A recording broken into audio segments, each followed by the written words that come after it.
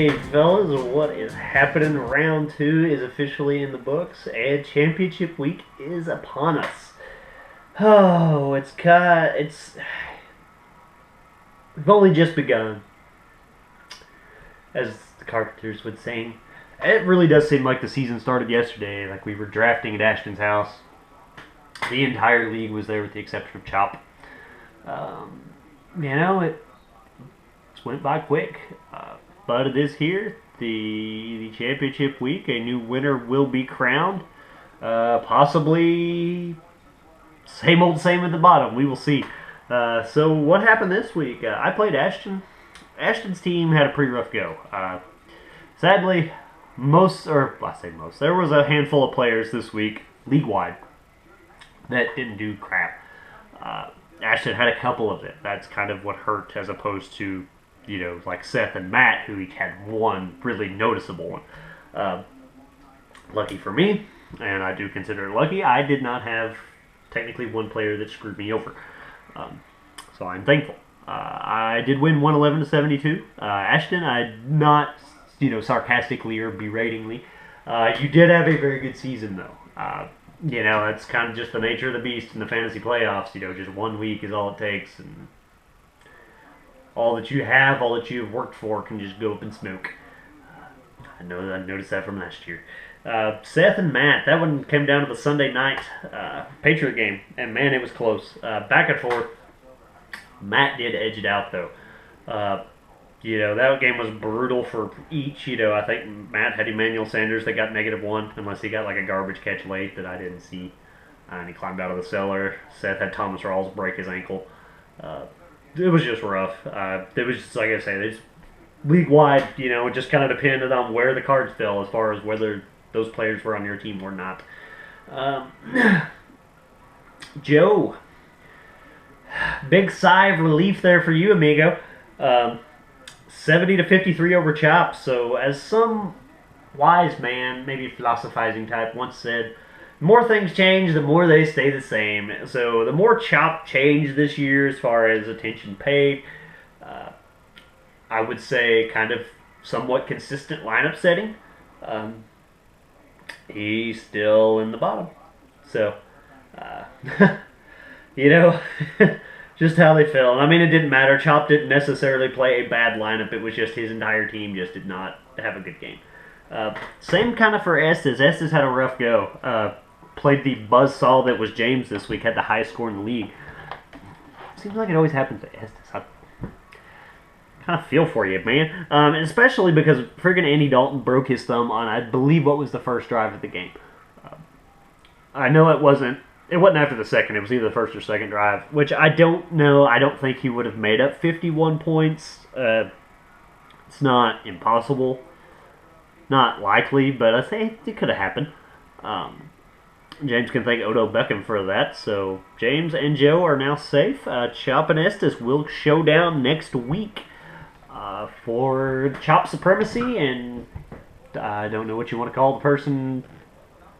Whatever the opposite of supremacy is, the one who ends up with Chop. Lifetime records: Estes 5-2 against Chop. So familiar foes. Estes has consistently bested the person whose name, I guess, of the... Well, we've done this 3 years. This is the fourth. Chop's name has been on that trophy twice. Last year, 2 years ago, he kind of avoided it. But, so we will see if a new winner is crowned or if Chop can reclaim his throne down there. As for myself and Matt, history does not look good for this nigga here. By that, I mean, this league has been going on for 3 years, as we just figured out. I have played Matt a total of 3 times, and the exact number of times that I have won against Matt is less than 1, but it is slightly more than -1. So, now would be a good time to throw a little bit of a knot into that. As for that is the only thing that we know of that is new. I've got nothing. I thought I might just throw a little bit of,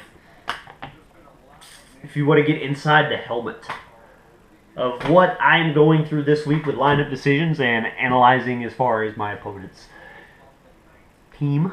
Whether you want to or not, you're going to get it. I guess you could very easily shut the video down and show me, but you know, like I was saying, Matt's team this week, there is, we'll say 1.5 persons on that team that legitimately scared me. And it is not probably who you are thinking. Yes, Gronk and Brady, the freaking duo that is them, I will give them the half. Why the half? Because you know what they're going to do. They're going to kick Tennessee in the ass. It's going to be rough. They're probably going to score in the neighborhood of 40 points, possibly more. Not good, but you know it's coming. As far as his running backs, I'm assuming he is going to play D-Mac and Matt Forte. I feel like their numbers are somewhat limited as far as their potential. By that I mean D-Mac is playing the Jets, and D-Mac is the only one that really runs the ball in Dallas. But I mean the Jets are a very good defense, especially now that Darrelle Revis is back. So I don't think D-Mac can score 30. Is he capable of scoring 12, 15? Absolutely. 20? Possibly. Matt Forte, with Jeremy Langford kind of cutting into some of his, I feel like he's kind of the same way. They are capable, very much so, of having good weeks, but not a week that can single-handedly bring Matt a victory. The same for Emmanuel Sanders. Teams have figured out that Brock Osweiler isn't that good. Again, capable, absolutely, very capable of having a good week. I don't think he's capable of having a just going berserk week. The man that terrifies me is Doug Baldwin. And I mean this 100% legit. If he scores 30, like he did this week against Seth, 26, I am probably screwed. And that's honestly the truth. That's just kind of the cold hard facts. If he goes nuts, I'm probably going down. As far as my team goes, I do like my running backs, Lamar Miller and David Johnson. I like them this week. I like my receivers, Julio and Allen Robinson. Julio hasn't scored a touchdown in 5 weeks. I feel like he is due for a monster Julio game. Especially, and I could be dead wrong, but memory tells me that he's playing the Jaguars this week. That would be great. A shootout of epic proportions. Allen, Julio. A combined 6 touchdowns. That would make me happy. Unlikely. But I should have a good week. So I'm pretty, happy there. What does scare me, 2 positions. The flex. Because as of right now, John Brown is not permanently etched in at the flex. I've got a fairly good, they are the Cardinals are playing the Eagles. Have a very good matchup for John Brown. They do like to throw the ball. But there is something, and the Andy Dalton injury screwed me hard. If Andy Dalton was playing, Jeremy Hill would be planted in permanent ink in my flex. The 49ers are not a good team. They do play a little better at home, but there's that thought of, A.J. McCarron, might not be that good at throwing the ball next week, so they're going to run it a lot.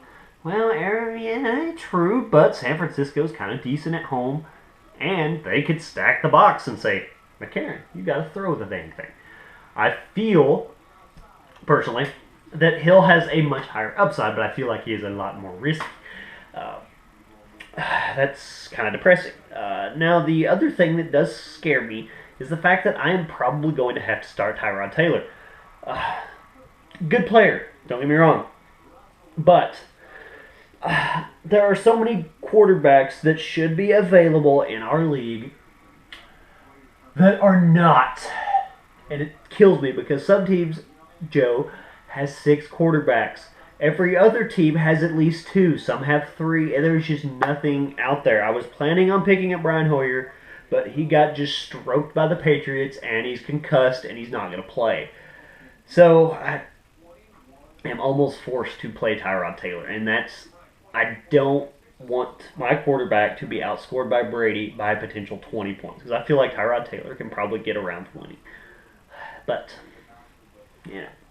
what can you do? It's going to be a good week. It's going to be fun. To all of you out there that are still playing, Chop, Estes, Matt, I wish you all luck. Matt, I wish you a slightly lesser amount of luck than the other two. I am sad to see the season come to an end, but again, it's championship week. You got to bring it. Me and Tina, we're here. It's game time. It's crunch time. We're gonna do it. So to all of you, next time you see me, it will be after season. So that's kind of depressing, but hey, you got to do what you got to do. Sad times. That being said, Sunday, I would love to be front and center watching the games, but I am not going to get to watch them. And yes, it's so painful. Our friggin' church, the Christmas program, happens to be this Sunday.